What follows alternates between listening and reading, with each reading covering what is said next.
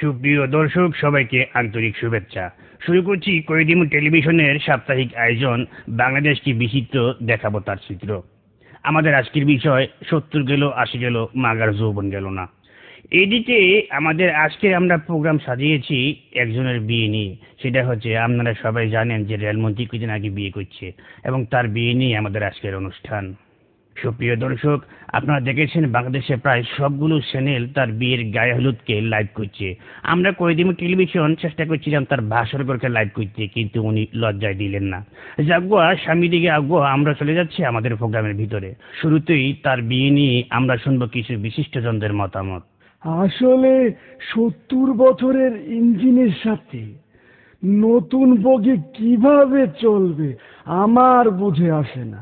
তবে হ্যাঁ, যেহেতু ইঞ্জিনের সাথে বগি লেগেছে, ভালো চলুক, এটা আমরা সবাই চাই। তবে হ্যাঁ, পদ্মা সেতু কিন্তু হবেই। হ্যাঁ, না না, এখন ওই মাটি পরীক্ষা চলছে, পদ্মা সেতু হবে এবং সেই সেতুর উপর দিয়ে এই বগি এবং ট্রেন কিন্তু চলবে। এই নিয়ে রাজনীতি করার কিছু নেই। আসলে মুজিব ভাই এই বয়সে বিয়ে করেছে। আপনি তো কয়দিন পরে ঠিকই মারা যাবেন, কিন্তু মেয়েটি কি করবে? সে তো জ্বলে পড়ে মরবে। যাই হোক, বিয়ে যেহেতু করেছেন, আপনাকে একটাই পরামর্শ দেব আইনজীবী হিসেবে। আপনার যদি কোনো সমস্যা হয়, আপনাকে আমি একটাই পরামর্শ দেব, আপনি কলিকাতা হারবাল বা মাদ্রাজ হারবালের কাছে যাবেন। হ্যাঁ, না না, লাকি মলম তো আমি অন্য কাজে ব্যবহার করি, এটা এই কাজে না। সাংবিধানিক এবং গণতান্ত্রিক ভাবে একটি দেশের যে কোনো লোক 70 কি 80 এটার কোনো যায় আসে না, সে বিয়ে করতেই পারে। আমিও চেষ্টা করেছি। সর্বসাফল্যভাবে বিবাহ একটি গণতান্ত্রিক অধিকার, এ নিয়ে রাজনীতি করার কিছু নেই। রেলমন্ত্রী থাকা অবস্থায় আমিও চেষ্টা করেছি, কালো বিড়াল বের হয়ে আসছে, কিছু করার নেই। প্রিয় দেশবাসী, আপনারা দেখেছেন এই সরকার কি করেছে।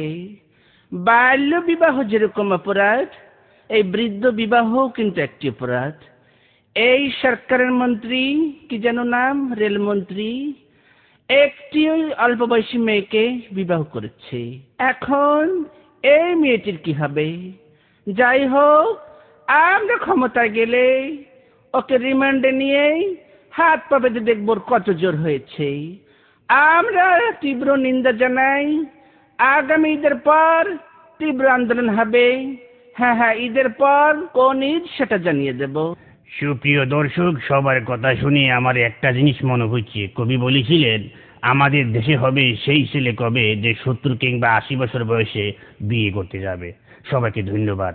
আবার দেখবেন আমাদের বিচিত্র অনুষ্ঠান বাংলাদেশ কি বিচিত্র, দেখাবো তার চিত্র।